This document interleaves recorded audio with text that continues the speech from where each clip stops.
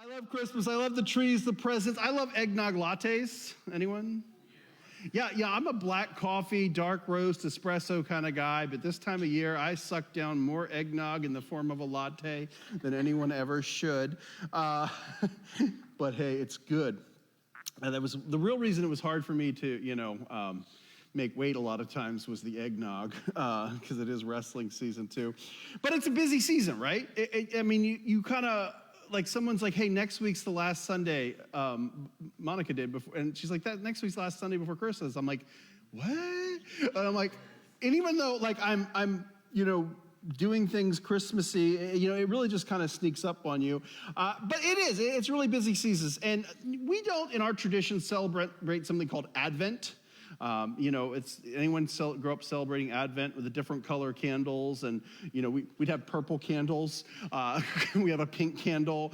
I think this week is the pink candle. If you're I don't know. I don't understand the whole thing, even though I've studied it. We don't really do it, but I do like the idea of Advent in that there's this preparation, because as awesome as Christmas is, and a lot of the fun cultural stuff around Christmas I like doing, right? I like watching Charlie Brown Christmas. I like Rudolph the Red-Nosed Reindeer. And again, I remember when it was only on once a year and you better catch it. I love all that stuff, but really it can be a blur, and suddenly you miss the real meaning of Christmas and just the busyness of shopping and all those things. I do like the idea of slowing down, because at Christmas the world seems to speed up. But we really need to take a moment to slow down, appreciate the whole meaning behind everything. And this is going to sound like a weird Christmas thing to bring up, but hey, welcome to Deep Water. Dietrich Bonhoeffer. Anyone know Dietrich? Yeah, a couple of you do. Maybe you don't. I know you don't know him personally. But if you don't know his story, he was in a Nazi prison and knew what it was to wait. And so he was waiting. He was in prison, and he was hopeful for his release, and he wanted to see the ones he loved. He wanted to see his fiancée. And from a Nazi prison, he wrote this, and I read this week. It said, life in prison cell may well be compared to Advent. One waits, hopes, and does this or that or the other, things that are really of no consequence, but the door is shut and can only be opened from the outside. And so there's a waiting. You're waiting for things to happen in Christmas. And the people in the Christmas story, I think sometimes we miss, they'd been waiting for a long time. The Hebrew Bible, the Old Testament, there's all these, pointings to the Messiah is coming, Jesus is coming. But, you can kind of sit down, and I think someone said you could read the whole Bible in like 40 hours straight or something. I forget. I don't know. It was something of 24 hours. Now you're like, I couldn't read the whole thing in that time. But, to actually read the text, it doesn't take that long. But it took thousands of years to happen. And it's this long time, so there's this waiting. And we've been calling this series Tidings of Comfort and Joy, because a verse in Luke 10 that says, the angel said to them, and we're going to get to this next week, fear not, for behold, I bring you good tidings of great joy, which shall be for all people. Because the greatest story that ever is told is the Christmas story. And it's showing up. And so we're beginning back a little bit before Jesus is born as Christmas season starts. In Luke chapter 1, starting verse 26, it says this. And this is a familiar passage to many of you. If you've been around Deepwater a lot, I probably read part of it or allude to part of it every Christmas because it's Christmas. And so in the 6th month of Elizabeth's pregnancy, God sent the angel Gabriel to Nazareth, a village in Galilee, to a virgin named Mary. She was engaged to be married to a man named Joseph, a descendant of King David. Gabriel appeared to her and said, greetings, favored woman, the Lord is with you. So in the 6th month. Now, last week we told the story. Does anybody remember the story we told? Nobody. Oh my gosh, this is terrible. No, nobody wants to say it because you don't know if I'm going to make you recount it all in front of everyone. But there was the Zechariah and Elizabeth, older couple. They were more like not just married with cans dragging from a donkey. They were a little older. Those times had passed. Angel shows up. Boom, your wife's going to get pregnant. He goes home. She gets pregnant. So now it's like 6 months into that. And so this is the 6th month. And it says, Gabriel appeared to her And so kind of Mary just, the angel Gabriel just shows up. And I always you kind of picture what that's like. I mean, I don't know about you. I've never had an angel just show up. And again, I always think of, because I'm a certain generation, I think of Touched by Angel and people just start glowing. But I think of one time I was working on electric and there was a big loud pop and a flash and I was disoriented. Anyone? Some of you are electricians, so you know what I mean. That's kind of what I picture. I picture a pop and a flash, Gabriel's there. It would be a little disorienting because suddenly someone else is there. And there's, it says this, confused and disturbed. Because people are never like, oh, cool, when an angel shows up. They're always like fearing, disturbed, confused, those kinds of things. Mary tried to think what the angel could mean. Don't be afraid, Mary, the angel said, for you have found favor with God. You will conceive and give birth to a son, and you will name him Jesus. He will be very great, and he will be called the Son of the Most High. The Lord God will give him the throne of his ancestor David, and he will reign over Israel forever. His kingdom will never end. And so, a funny thing being a parent, if you're not one, it'll be a parent. Sorry, I heard someone text me a dad joke yesterday. When does a joke become a dad joke?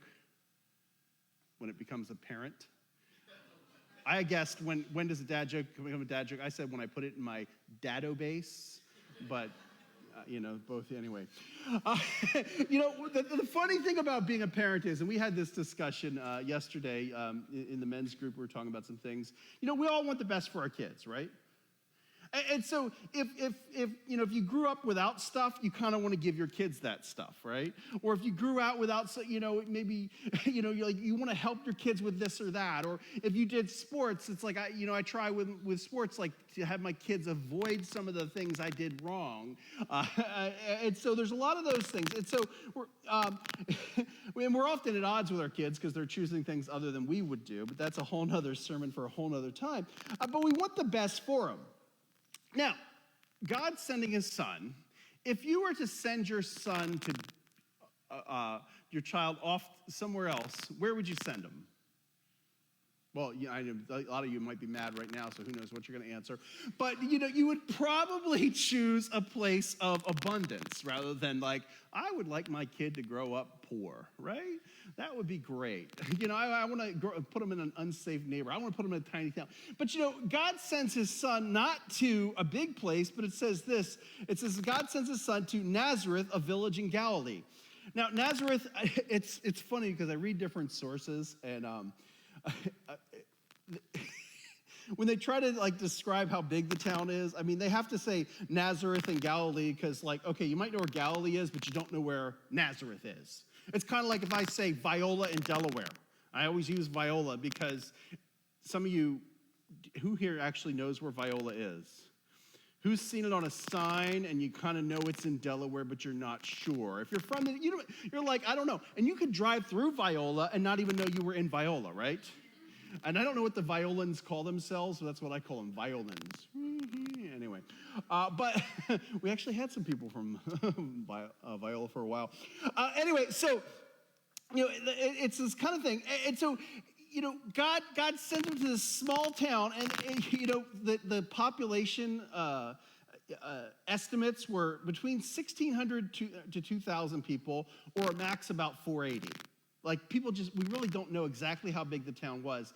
This is for some of you, the size of your high school is the whole population of this thing. Some of you went to high schools that were bigger than this. And so it's this tiny thing. It says to Mary, who's possibly, she's engaged to be married. She's possibly a teenager.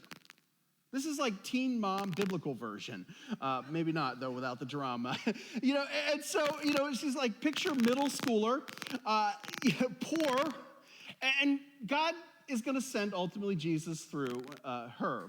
And it's a hard job raising kids. I think it's a harder job if you're asking someone to raise the Son of God. And if you read the rest of the story, they lost Jesus at least once in Jerusalem. I lose $5 and I'm upset. Lose the Son of God. That's a big no-no. Anyway, that's another story for another time. But in here, verse 34, Mary asked the angel, "But how can this happen? I am a virgin." How can this happen? I've been pure.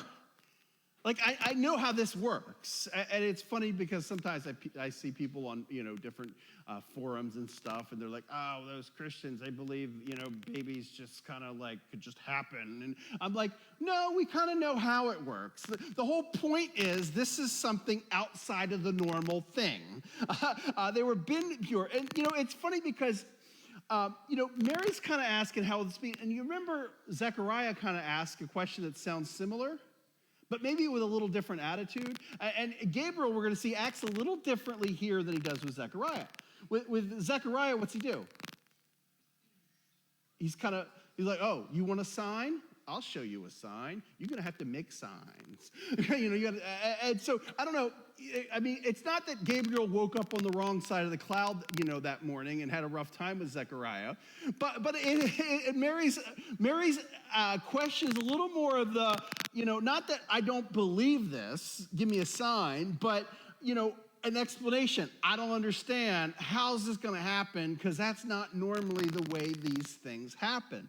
It says this. It says, the angel replied, the Holy Spirit will come upon you, and the power of the Most High will overshadow you. Excuse me. So the baby to be born will be holy, and he will be called the Son of God. What's more, your relative Elizabeth has become pregnant in her old age. People used to say she was barren, but she has conceived a son and is now in her 6th month, for the word of God will never fail. And he's going to be called the Son of the Most High. Now, we can misunderstand that because I think in church circles, we talk about Jesus as the Son, right? But, our sons are different than their sons. Like, some of us have sons. So my son is sitting in the back. My son is not me. My kids, sometimes they can look at my phone and unlock it, but they're different than me. But the son, and the things we know about Jesus is, John 1:1 says he was with God in the beginning. John 1:3 says, through him all things were made. As we read in the book of Hebrews, he's the exact representation of God. John 14:9, Jesus said, if you have seen the Father, you have seen me. He's not a son in the sense of a different, but he is God in the flesh as well. And Mary responds, I am the Lord's servant. May everything you have said about me come true. And then the angel left her. I am the Lord's servant. Despite all the consequences to Mary, Mary was willing. And you think about it, because I think sometimes, again, we look at biblical characters and kind of, they're like sort of an other to us. Like, you kind of just think, well, they kind of did those things, and, they didn't have struggles and problems and things. But Mary had plans, right? She was engaged to Joseph. Now, it's interesting because you'll also see that in Matthew that, Joseph, when he hears about Mary being pregnant, thinks things happened in a natural course and she'd been unfaithful. And so he was like going to divorce her quietly. And so some of that is we don't understand their ancient customs. Like, once you were betrothed, you had to have a divorce to break that off. When we get engaged, you get a ring, and you're engaged, and a lot of couples come into me and they're like excited about being married. And they could, anytime during the premarital counseling, they could split up, right? It's no big deal. I think in our culture, you generally give the ring back, those kind of things. There's all kinds of laws about that. But you can break up at any time, and you don't need, like, written paperwork. You don't have to call in a notary public. We don't have to go down to, we don't do City Hall. We do, like, the Kent County building. We don't have to do those things. But in those days, they had to literally get a divorce. And so Mary was locked in, planning to be, she was engaged, so she was kind of like married, betrothed, but they hadn't come together yet. But she had her wedding plans, right? She was going to marry Joseph. She was going to have a nice little life in a simple town. It's like homesteading back then. And so despite all the potential consequences, too, because think about it. When Mary comes back with this story, oh, it's God's baby?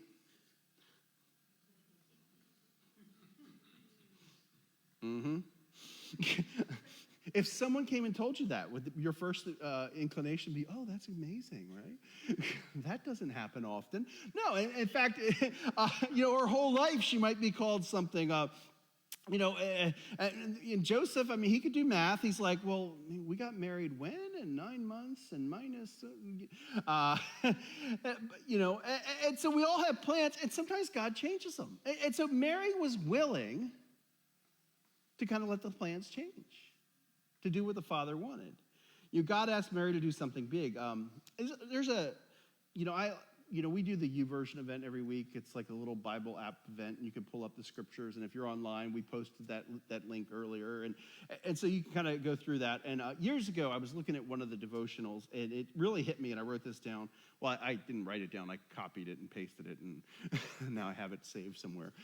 But it says this: at times, it's talking about Mary. At times, she was likely overcome with joy for the life God had given her to nurture and shepherd. While at other times, she was likely overcome with fear, unworthiness, and uncertainty. Basically, Mary was just like us. And so Mary's given this big task to do, but she's willing to do it. Mark 10:45 says this. It says, "For the Son of Man came not to be served, but to serve others and to give his life as a ransom for many." And so following Jesus means becoming a servant to what he wants us to do, a servant to what God has for us. And sometimes he calls us to do things that they're not comfortable. Sometimes he calls you to places that are not easy. And sometimes, it can be really difficult. Can you celebrate Christmas even when things don't look like you planned? Dietrich Bonhoeffer, he wrote a letter to his fiancée, and I don't know if I'll get this, Maria von Wiedemeyer, December 1st, 1943. And he writes this. Again, he's in a Nazi prison cell.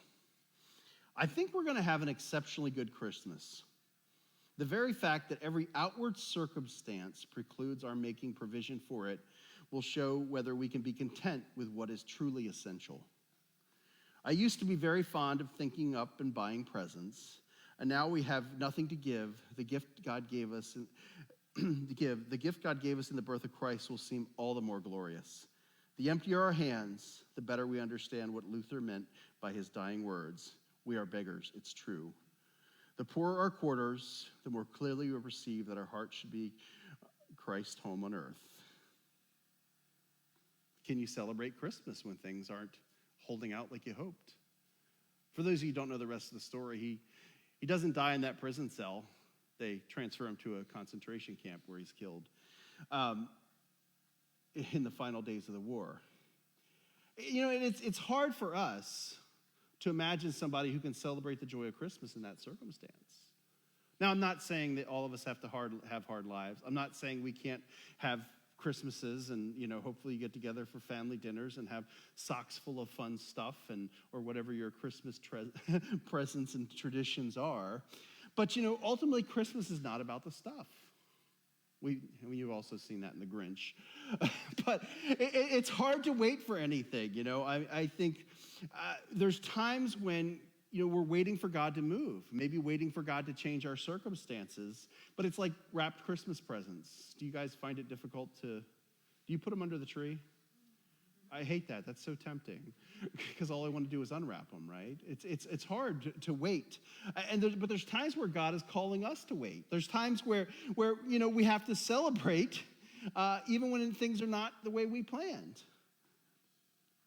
In difficult times, it's more about it's more about what than why. What is God teaching me? What is God doing through this?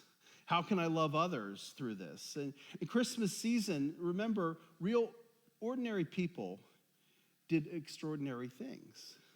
When you give your ordinary to the one who's extraordinary, you can be content in all things. Romans 12 says this about our lives. And then this is the Message version. It says, "So here's what I want you to do, God helping you. Take your everyday ordinary life, your sleeping, eating, going to work, and walking around life, and place it before God as an offering.